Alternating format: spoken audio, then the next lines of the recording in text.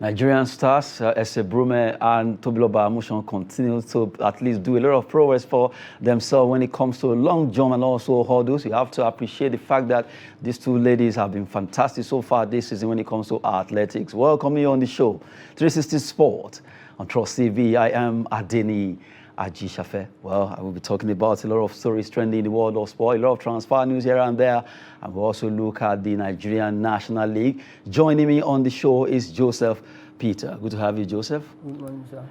Good to have you. So let's start from athletics, where we talk about Ese Brume and Tobiloba Amusan actually continue winning streak at meeting International de Sotteville in France, as they were able to do well in their competition. Talking about hurdles and also long jump, Tobiloba Amusan and Ese Brume, they've been very fantastic so far this season over there in Mauritius, in France, Switzerland, all across the globe. They've been moving ahead of all their peers, and now they are doing so well. Looking at the result of that particular competition that took place in Sotteville in France. Now, let's look at the result as we actually appear in long jump. Ese Brume jumped 6.5 meters as Sani came second by actually jumping 6.51.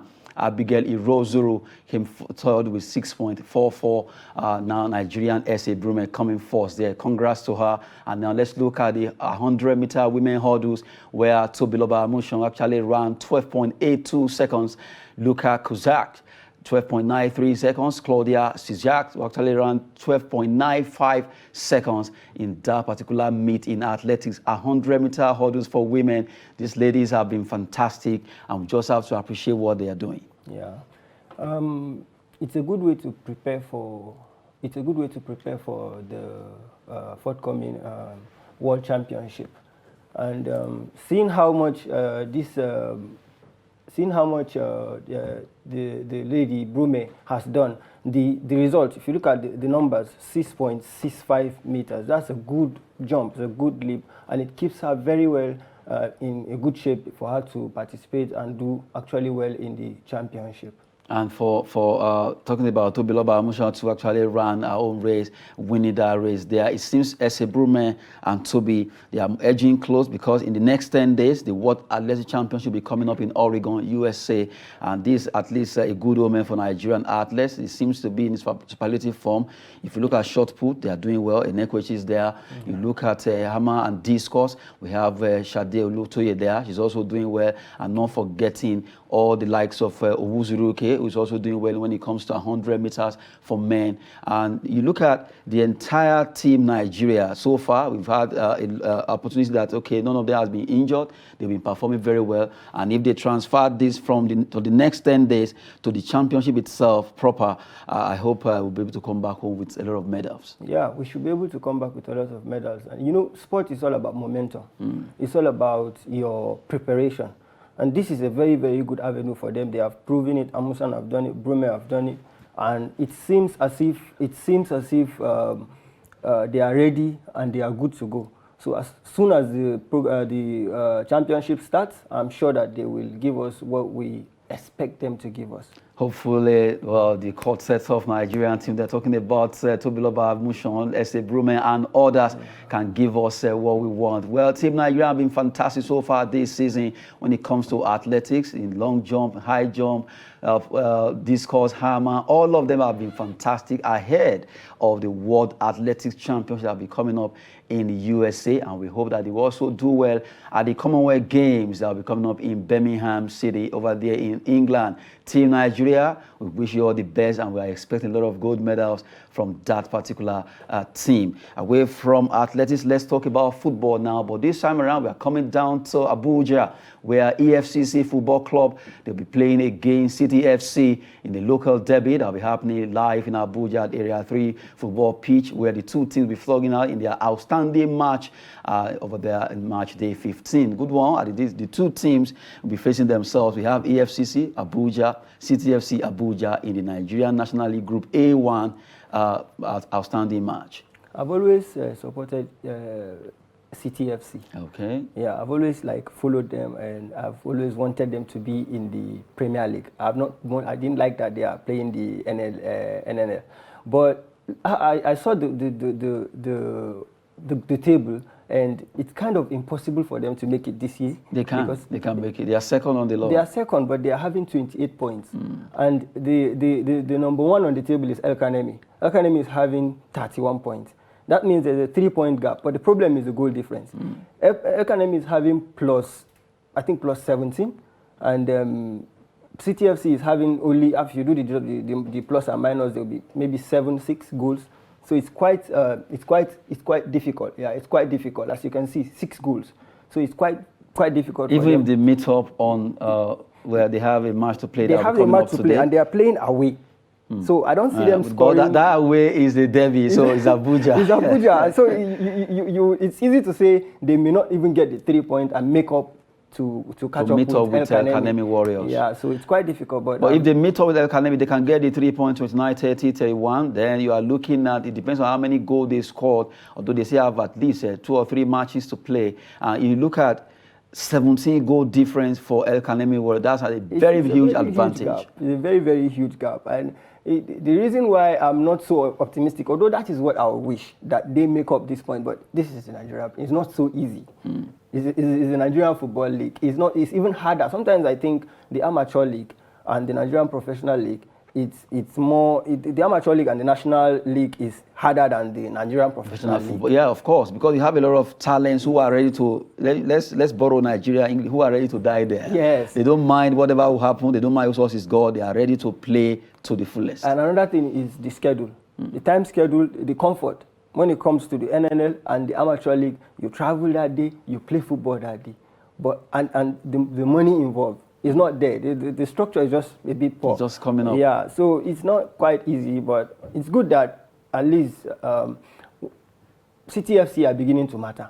The fact that they are performing and getting to this level, maybe fighting for the first position, it's a good thing. And they can, even if they don't get it this season, another season is there for them to work on it and actually do something, because they've been out there, like they've disappeared for quite a while, if not for this season. And now we, at least for the first time in a while, we have an Abuja team actually trying to get closer to the top there. That is what pains me. How can there be a national football league and there is no Abuja team, the capital city? That is why I want CTFC to be counted among the NPFL. Instead of being in this position where they are. But I'm quite sure that things are working out. They disappeared. They will come back now. The disappearance is actually edging out as CTFC. They'll be facing AFCC in a local derby match today in Abuja. That match will be a big one because they want to use that to close the gap against El Kanemi Warriors. Looking at the way the table is standing now in the NNL Group A1, you look at the fact that El Kanemi are actually leading the pack with 17, that's plus 17, even though they have 31 points. And if City, that is if they win, but if they don't, they'll still remain on 28 points, trailing El Kanemi Warriors of Maiduguri there. Sokoto United FC, they are third with 27 points. ABS of Ilorin are fourth. Yobe Delta Stars, Mighty Jets of Jos, EFCC, that they will be playing at home today. EFC actually seventh on the log with 20 points. And you have Zamfara United, FWC champions, and Oya Sport. Oya Sport and FWC champions are also based in Abuja. So the two teams are automatically out from this particular league now. But we have EFCC and CTFC still raring to go, especially for CTFC. If they can scale through and usurp El Kanemi, they'll be the team from Abuja that will be representing them at least. Let's see if they can make it to the MPFL. It's still very open. That game will be coming up between EFCC and CTFC this evening. Now, away from NNL, let's talk about the Women Cup of Nations, WAFCON 2022, where Senegal and Morocco, they call them the Atlas Lionesses, and also Indomitable Lionesses. Both of them, they qualify for, Morocco and Senegal, Teranga Lionesses of Senegal, and also Atlas Lioness of Morocco. They both qualify for the quarterfinals after winning their games. Good one for the two teams as they were able to do well in this competition. Yeah, I was watching the competition. I've seen 2 matches, and I like the energy that I'm seeing in the competition. It's not like boring women football that like it used to be sometimes. This one is quite different, the energy. Then the first match, I saw a particular kind of goal that, like, I think it's a Botswana Burundi. There was this particular 1-2 before you know the girl, and it was wow. And I like how how much scored. energy, and I like the energy, and I like the way they. It's good for Morocco and good for Senegal to have won 2 straight games, and they are short of the next round, and then now they face each other to decide who tops the group. But if you ask me to put my money, I'll put my money on Morocco to top the group. Is it because they are the host nation, yes, or what? Because they are the host nation. The support they are getting from the fans. Yes. Okay, and now we're still looking at the result. Morocco, they won their game 3-1 there, and you have Burkina Faso. Burkina Faso actually lost against Senegal, and if you look at the way the table is standing now in that's their group now, you have Senegal with 6 points. You have Senegal, you have Morocco actually standing second. They're still talking about the table as it appears now. We have Morocco with 6 points, Burkina Faso, and you have Uganda trailing. Both of them are yet to actually have just a point. 2 matches gone, and 1 more to go in this group. Yeah, 2 matches gone, 1 more to go, and it seems as if all hope is lost for them. But there's actually hope, because I discovered that there's actually a place for somebody, for one of them to make it to the top, to the next round. That's the best third place team. Yeah, so hopefully they get to take advantage of it, and I think. Is it Burkina Faso or Uganda that you expect? Because Burkina Faso, they are having -2. Yeah, they are -2. Yeah, so I expect Burkina Faso to actually make it because of the goal difference, I think. Okay, now as it is, it's very open. It's still open. If maybe Uganda or Burkina Faso, but for Senegal and Morocco, they've done the business by winning 2 straight games, and now they have qualified for the quarterfinals of this Women Africa Cup of Nations that is taking place over there in Morocco. That's a big one there. Congrats to Morocco. They call them the Atlas Lionesses, and you have Teranga Lionesses of Senegal also qualifying in style. Congrats to them, and they are making statement concerning that particular competition. They are still talking about WAFCON now. Let's talk about Nigeria. Super Falcons, yes, they lost the first game. That's not the end of life. We have to move on and believe in our ladies that they can do it. According to Randy Waldrum, the coach of that team, he said, well, we are still positive. Super Falcons are still positive to perform better in their game. They'll be facing Botswana on Thursday. I wasn't opportune to watch the match because I was held up somewhere, but I saw the highlights. And for from the first minute till the 70th minute, I believe the Super Falcons were unlucky. They were playing well, they were just unlucky. And sometimes in football, the game just goes out of your hand. You just get to lose it within. And South Africa just from nowhere just came and scored 2 goals. So that's if they were better than Super Falcons that day. They played well, but they weren't lucky until they lost the game. The game just got out of their grasp and they lost it. But I'm quite sure, I'm very, very certain that even if they give up, if they put up the same performance they put up this previous match, it's enough for them to win the next match. And I'm sure that they will come out stronger. And believe me when I said it, if they get to meet South Africa again, they will beat South Africa. I'm quite certain about that. You're so sure? I'm so sure. Because it's like history is actually trying to write itself now. 2018, we met, we defeated 1-0. After that game, we got to the final, both teams, and it ended up on penalty shootout. And now you're saying if you are going to meet again against South Africa, it's going to be a win for Nigeria. Yeah. Why are you so sure? I'm so sure because I watched highlights and I saw us create situations where we should have scored goals, but we were unlucky. We were unlucky, but they can't be 2 times lucky. They cannot be 2 times lucky. If we meet again, they'll go down. But remember, subsequently, they met with us, the Aisha Buhari Cup. After the 2018, they pipped us 1-0. Final, we won by a penalty shootout. The time that I played Aisha Cup, we actually played, they defeated us 4-2 in the finals. And now they won against that. Would that be like at least a morale booster today that, okay, we've gotten that particular key to the Super Falcons? South Africa has always been the challenge when it comes to women football in Africa, to Nigeria. They have always been... Maybe recently, before, they were not. Okay, fine. But recently... We've met 13 times, we've defeated them 7 times. Okay, fine. But recently they have been... Oh, we should consider them the problem when it comes to women football right now. And I believe that I'm just going to concentrate on performance. Football is all about performance. Chances created and everything. Against us, they basically created maybe 2 or 3 chances and they took 2. We created a lot of chances. We just didn't take our chances. And we were unlucky. And based on that, I kind of have this confidence in the Super Falcons that if we should meet them again, they will go down. Okay, taking that from Joseph Peter, who has been talking concerning South Africa match next that will be coming against Botswana on Thursday. Let's listen to some Nigerians who actually reacted after that game against South Africa, Bayana. I was following it through the live score, and we actually considered 2 goals under 2 minutes. It's so. I am not happy with it. Yeah, because we lost and to a smaller side. You understand? Yes, South Africa to a smaller side. Though I know our previous matches against them, they beat us 4-2. But I believe by now we have the likes of Oshoala, who are supposed to make great impacts in the team. But still, yes, we lost. So I'm not happy about it. Maybe wrong selection of players. I believe there are so many people at the bench that could have done better than those that play. But you know the Nigerian factor. And all that. So, yeah, they should go back to the drawing board and know where their lapses are, maybe from the defense or from the attacking. So I think it's left for the coach to really sit down and take proper analysis of maybe who are we playing next. Probably watch video clip of those people and, take it from there.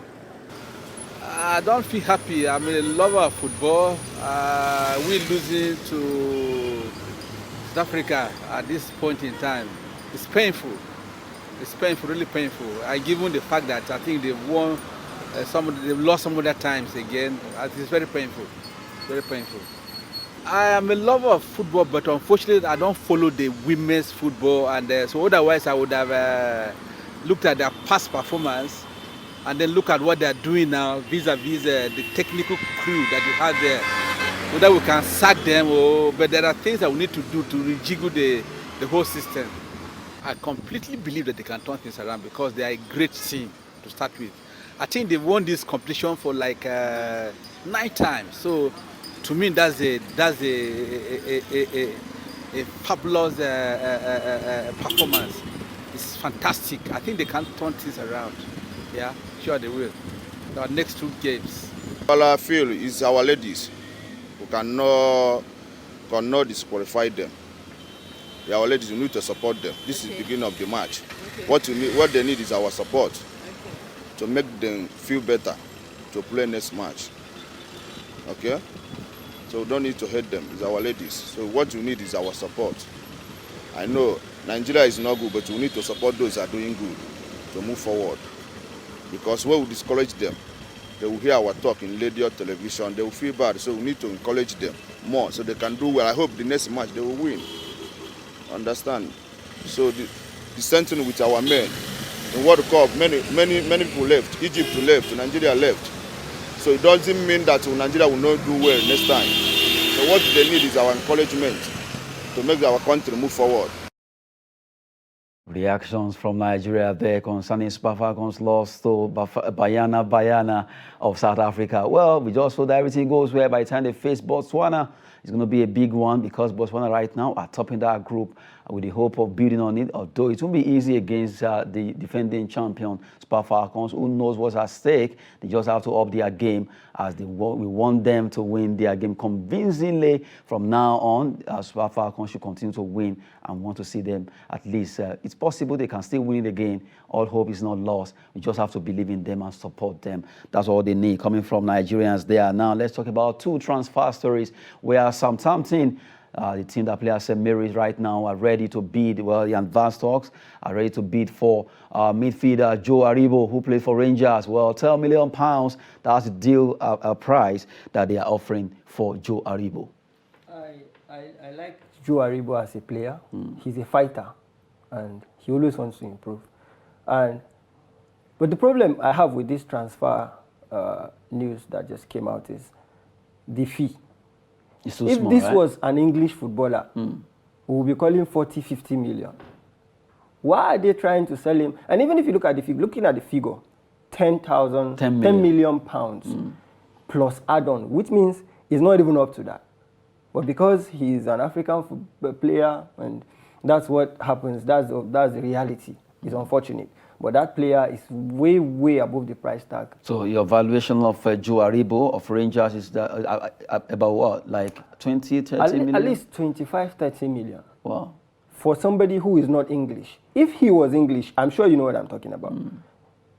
He played up to the UEFA Cup, the UEFA Conference, UEFA Cup final. Europa Cup. Europa Cup final last season. Rangers. He scored a goal in that game. He has won the league with Rangers. And that should at least up his least valuation. Up, and he is one of the top players in Rangers. Now, you are telling me that you want to buy that player for 10 lower than 10 million, and add-ons make it 10 million. That if he has to come and perform before those ones are paid, I mean, it's too very, very poor. Very but poor, right? it's a good move for him, notwithstanding. It's a very, very good move. It's high time he comes to a more better limelight. In Southampton, he would have chance to show himself, show what he can do, show that he can get better. Because I actually have problem with Nigerian players making it to Europe. All right, they go there, they make it. You leave Rangers, you come to Southampton, and then you make that your standard. I don't want that. I want You him should move to be on. better. So let's say, for example, now if Southampton's deals should actually scale through from Southampton, you want to see him in Chelsea, Man City, Why Man U, not? Arsenal. Why not? He can dream. They need to stop all this their mediocrity of just Mid-table teams. Yeah, Crystal mid-table Palace. things, and then you think you've made it. Leicester City. As you should have target as a human. If I can meet this standard, I can go to the next one. As a footballer, I want to get better. I play football every day, so every day I want to know I'm getting better. Not just and then before you know, nobody knows where I have disappeared to. I don't want that. And it's been a while that Nigerians are actually playing a big team in Europe. very- Almost all our players now are in the mid or relegation belt teams. or even in lower leagues. Yes. And it shouldn't be like that. And they are most of them makes our team here. Talking about Super the Eagles. Super Eagle team. Look So- at Watford. Watford relegated. How many teams from Nigerians? We have Emmanuel About 4 of Dennis. them. You have the assistant captain there. Through say all of them are in Watford. And you check that maybe Osimhen that plays for Napoli is the only one that is really playing at the top. Let's say one of the big teams in Italy. Maybe Osimhen, maybe Chukwueze. But even Chukwueze recently has dipped in. He form. dropped. He has dropped. He's not getting better like I thought he would. And Villarreal, they are inconsistent when it comes to top flight in La Liga. I feel like the only player that is always pushing to get better is Wilfred Ndidi. And it's so painful. I still don't understand. By now, supposed to be like the likes of Real Madrid or thereabout. Yes, because he's good enough to actually play in any team in the world. In the world. Yeah. But I guess I feel like people are scared of the price tag. Yeah, Leicester have placed on. Yeah, Leicester will place on Ndidi. If you go for him now, they will call nothing less than 50. Or even 100 million. Yeah. Good one there. Let's wrap it up with the last story, the concerning transfer story, where a team called Manchester United in England, one of the biggest in the world right now, they've been told by Darren Ambrose they should sign Paulo Dybala to play with Ronaldo. If they want to keep Ronaldo, get Dybala, because why? Dybala can walk his way in and then finish up for Ronaldo to score. That would be nice. They did that in Juventus, and it can be continued with Manchester United. Well, Darren Ambrose has his own opinion about Ronaldo. That if they sign Dybala, he would stay. I don't think that is the reality of Ronaldo. Ronaldo wants to play in the Champions League. Ronaldo cannot go and be playing the Europa Cup. That's the standard. That's not his standard. It doesn't make sense that he has to wait on Thursdays and Fridays to play football, midweek football. That's not Ronaldo. He's a winner. He's a champion. He came here to United, gave them goals, what they actually signed them for. And they performed subpar. Not him. Ronaldo did his best. Ronaldo He's was scoring good. 24 goals. He scored at goals. his age, at his 37. age, and gave you those goals, but the teammates couldn't make up what's left for them to be in the Champions League. It's not his fault. He has done his own. It's time for him to move. Ronaldo will move. I believe I have 70% assurance that Ronaldo will move. Now to where? Is it Chelsea or where? Because Chelsea seems to be like... Chelsea are prying. It could be Chelsea, it could be Bayern Munich. Hell, we can even have him playing with Messi. You never know. Someone was saying possibly, maybe it's PSG that will still actually get You it. never know. So, But they will have Messi, Ronaldo, Neymar.